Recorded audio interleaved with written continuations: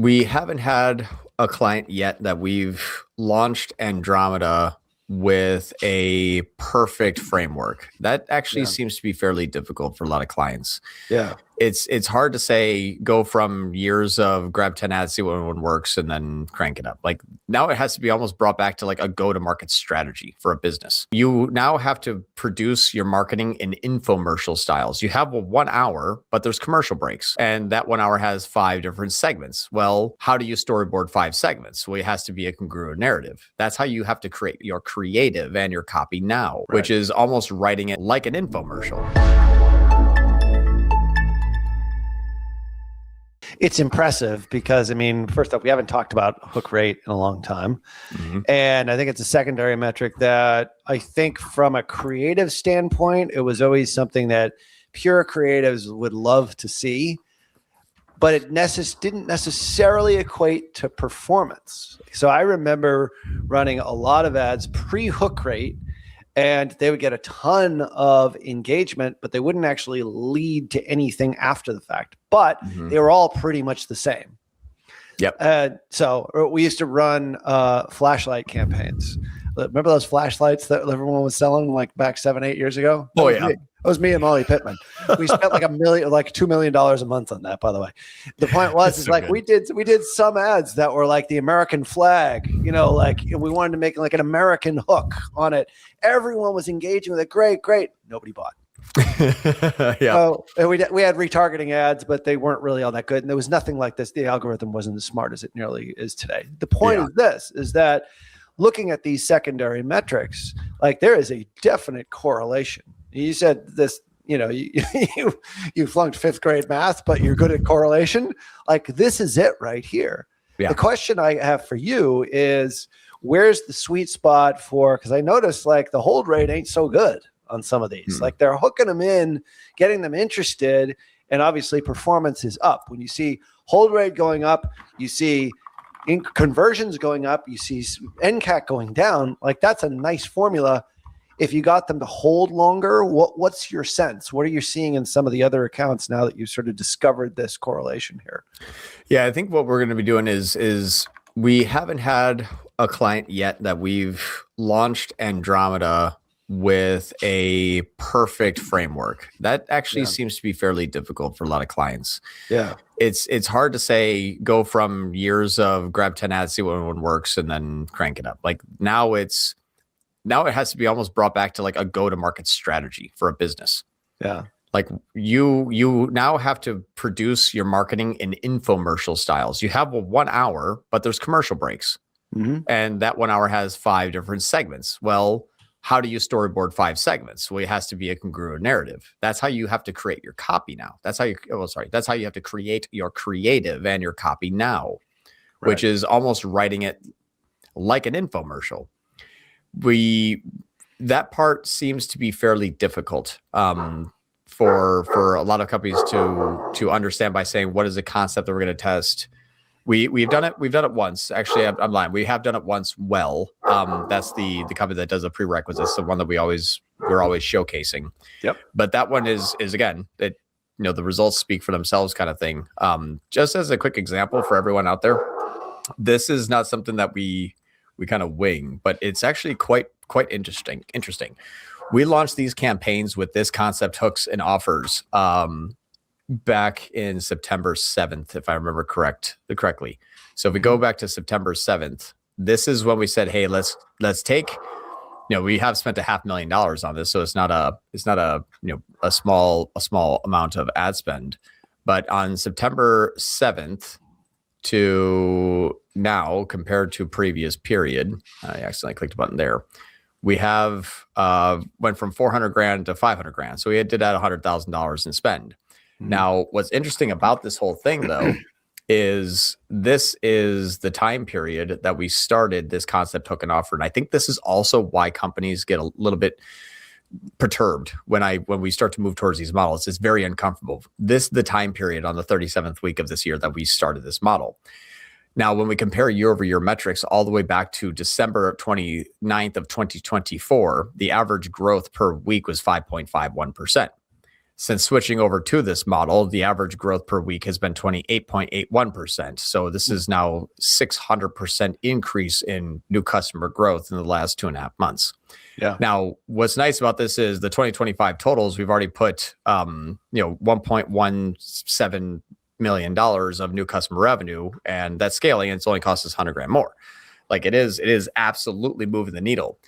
But if we look inside the platform, it looks like these people are like, oh, there's $269 cost per customer. And no, it's actually $893. So we can't trust the in-platform metrics. But we did differently here that no one actually has yet, is we said, who is our target audience? We want females who are looking to go back to college that are usually workers or mothers or, that type of demographic. 30 to 40 female working mothers is who we're trying to attract. What are you trying to attract them with? Do you want to go back to nursing school, but you haven't yet, and you need to get your prerequisites done? Okay, that's a pretty niche down target.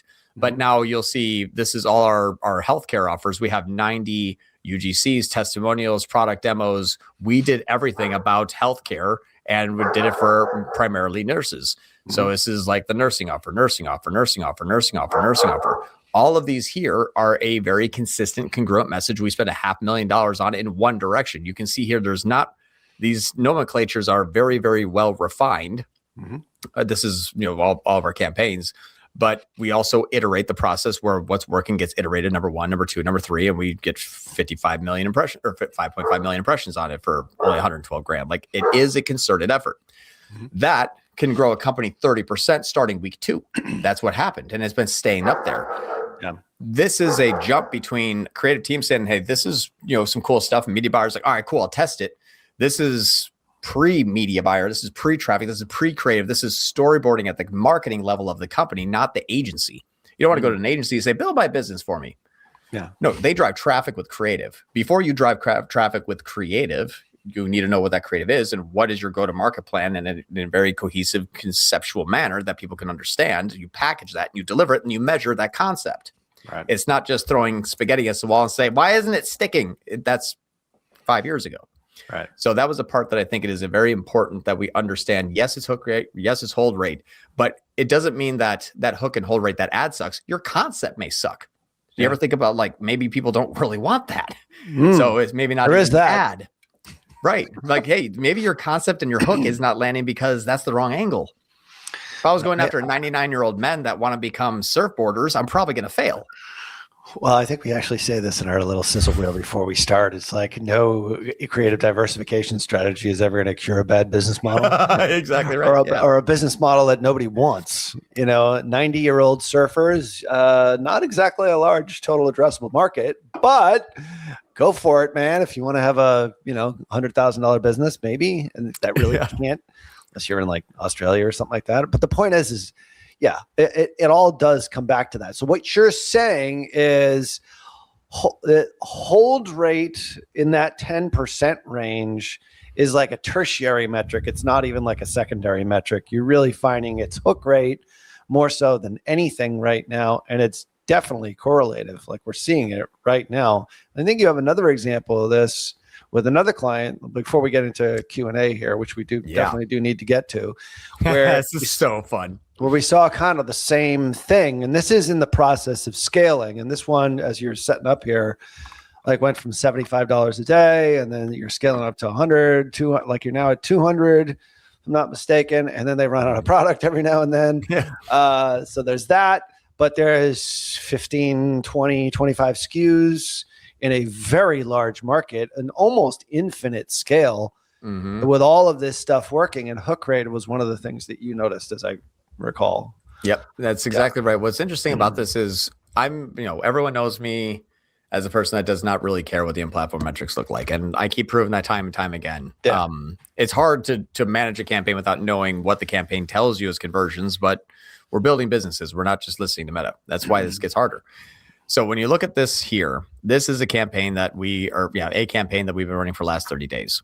Now, I measure everything by NCAC, so we are scaling. We're going up 50% this month. Again, brand new business, no existing customers that much, no real brand awareness. I mean, it is fairly in its infancy stage. So that's why we're trying to find our footing. Right. But a really solid product.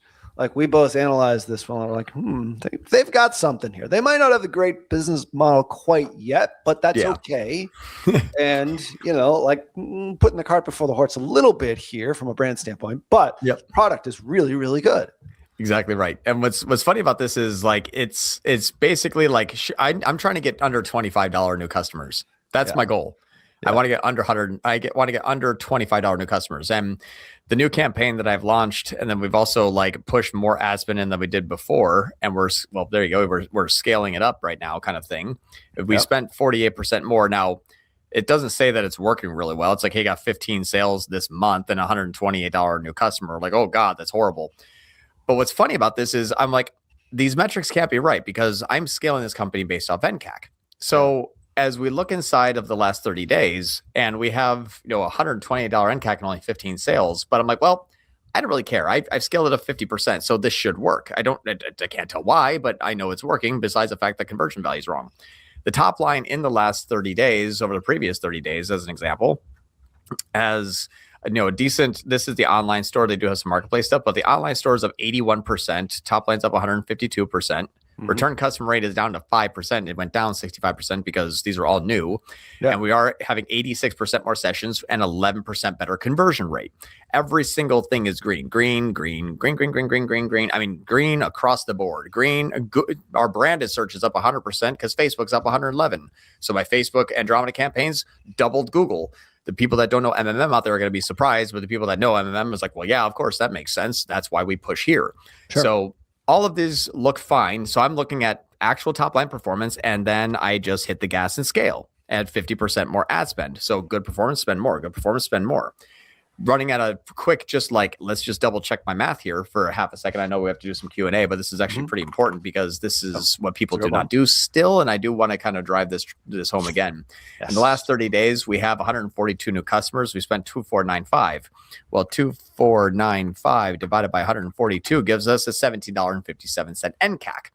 That is really freaking cheap. We're trying to get under 25. It's actually 17. Meta says it's 128. Well, what the hell is going on here? Nothing's making sense in your crazy upside down world, John. And that's because it's not actually about the conversions. But if you look at here, if I go into the column and if I go, well, actually, you know what? If I go into here and go into customize columns and then grab my, oh no, I don't have a custom metric. Let's just do it real quick. Let's just do a custom metric, which is the impressions, impressions divided by 3 second video plays. Oh, you don't have hook rate on this one? No, not on this one. I don't know why. I would say hook rate. Sorry. Let me just do hook rate, create metric. Let's add that. So our hook rate here, well, that didn't work. Let me just go individual. I don't know why that didn't work, but watch this. If we look at our spend descending, sorry, go ahead. No, I thought we saw it before when we were like doing this. It was in the other account. Oh, okay. I must have just messed up the metric, but let's just do it in real time. So this is 1,200 of the 1,900. So let's do this. I had to pause this one because we're out of stock. So I'm breaking my rule because I can't sell it. Long story short, this one has a 38% hook rate. And then this one has a 43% hook rate. And then this one has a 59% hook rate that's having spend spike up now. This one has a 67% hook rate. So this one also has a 56% hook rate. So we're looking like 40s and 50s and sometimes 60s average hook rate. So when you're looking at 40, 50, 60 average hook rate, we are literally in top campaigns can hit 40 and 50 plus. So what does it say? Your ads, fantastic. People that see them, love them. Every single one they see after that, love them. Your conversion rate is scaling way past your increase in sessions. Keep scaling to the moon. What's off? CPA doesn't know what the hell is going on, but that doesn't matter in real life. People are not like, damn, I would have bought that cleaning, but it wouldn't have shown up as a conversion. Guess I can't buy it.